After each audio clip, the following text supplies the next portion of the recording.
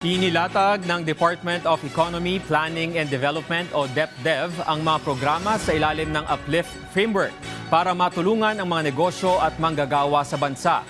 Batay kasi sa tala ng Philippine Statistics Authority, tumaas ang employment rate nitong Abril kung ikukumpara ng noong Enero ngayong taon. Si Elijah Canlas sa sentro ng balita.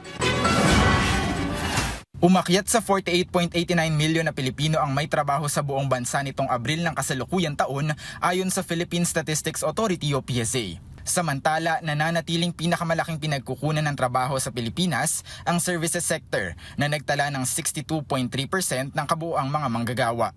Ayon sa PSA, nanguna sa mga subsector na may pinakamataas na empleyo ang wholesale and retail trade, kasunod ang agrikultura at construction.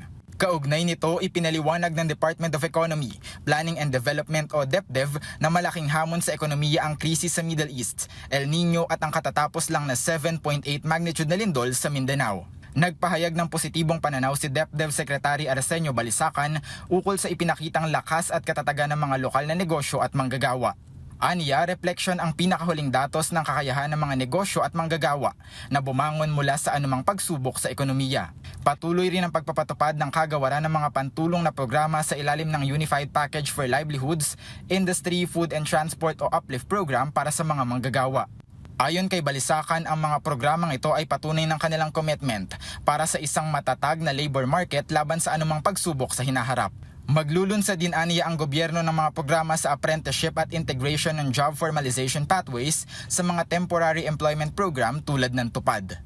Sa kabila ng krisis sa enerhiya, mga pagsubok sa politika at mga nagdaang kalamidad, nananatili ang hangarin ng Department of Economy, Planning and Development o DepDev na makapagsulong ng mga programang papanday sa lakas paggawa ng bansa.